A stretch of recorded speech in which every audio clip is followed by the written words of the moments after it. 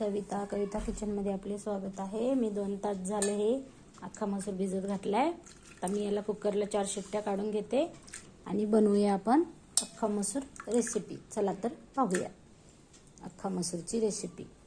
कुकरला 4 शिट्ट्या काढल्यानं खूप छान शिजते, भाताबरोबर भाकरी बरोबर छान लागते खायला। चला तर पाहूया रेसिपी। हे बघा छान भिजलाय। कुकरला 4 शिट्ट्या काढून भाजी बनवून घेऊया। आज आपण बनवणार आहे अख्खा मसूर। 2 तास भिजवून घेतले आणि आता आपण 4 शिट्ट्या काढून घेतल्या। गॅस बंद करूया, पाहूया अख्खा मसूर रेसिपी। मी कविता किचनमध्ये आपले स्वागत आहे। आज आपण पाहत आहे अख्खा मसूर भाजी रेसिपी। आपला आता कुकर गार झालाय, छान आपला अख्खा मसूर शिजलाय।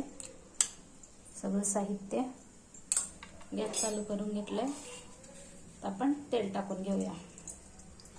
अंदाजे 2 माप टाकूया। तेल गरम होऊ देऊया।